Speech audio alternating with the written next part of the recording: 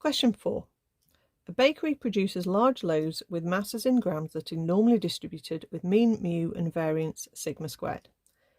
It is found that 11% of the large loaves weigh more than 805 grams and that 20% of the large loaves weigh less than 795 grams. And we have to find the values of mu and sigma. Okay, this is quite an awkward question. So we're going to do the two facts as two diagrams. Okay, so I'm going to draw a normal distribution and say its centre is at mu, which we don't know, but we know that 11% weigh more than 805. So I'm going to put a little line roughly where that might be, certainly near the top end. And I know that 11% weigh more than 805 grams. So that means I know that 89% weigh less. Now, what we're going to do is we're going to find the Z value that corresponds to this diagram. So we're going to forget the fact that X is 805 and just say, if I use the inverse normal mode and work out with the standard normal distribution, which is sigma 1 and mu 0, I can work out the Z value, which corresponds to 11% being above this line and, as I said, 89% being below the line. So we're going to type into our inverse normal mode. Remember, you always type in the decimal for the area to the left, the lower side of the line. So I'm going to type in 0.89. Just press equals and get it to work out. And let's copy that number and give quite a few decimal places. Okay, that is the Z number that corresponds to my X number of 805. We also have a formula that you would need in this case. It's Z equals X minus mu over sigma. And this time, this mu and sigma are the sigma and the mu that we're trying to find. And what we can do is we can input our Z and our X,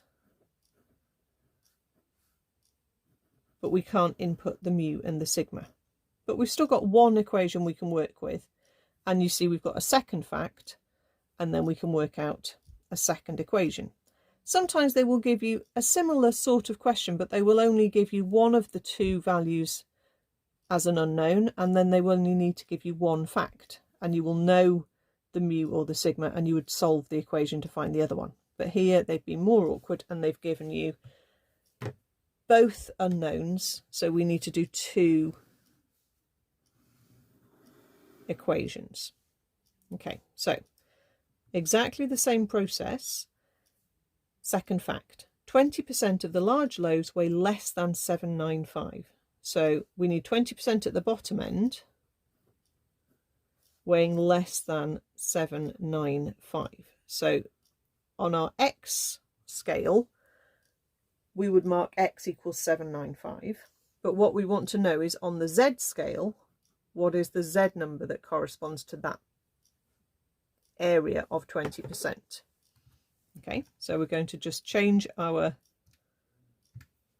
area to 0.2 for 20% being less than the line, and write down the Z number that we get there, negative 0.84162. So this time my formula is going to give us negative 0.84162 equals 795 minus mu over sigma. And now we've got simultaneous equations. The easiest way to solve is probably bring the sigma up on both of them and rearrange to get mu on its own. That's the way I normally do it.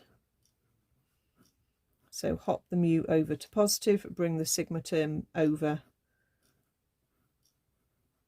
like so. On the other equation, bring the sigma up,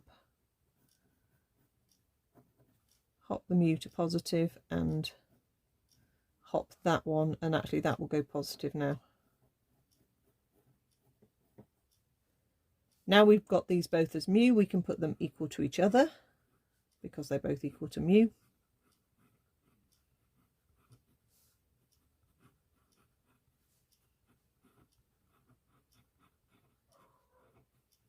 Okay, let's take that term over. Let's bring the 795 back.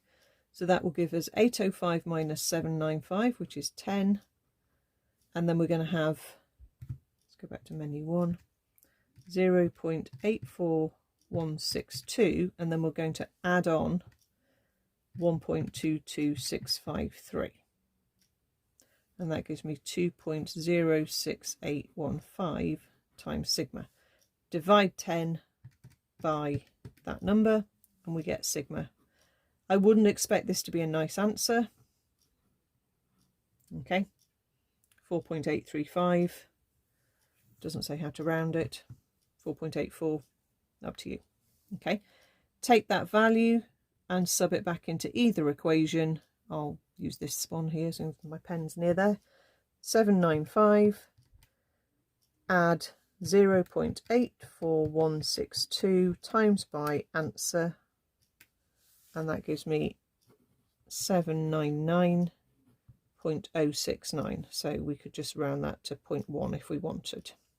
Okay, it's a very annoying question. Okay, this question hasn't popped up very often, but obviously it's a lot of marks to waste if you don't know how to do it. So I think it is worth practicing.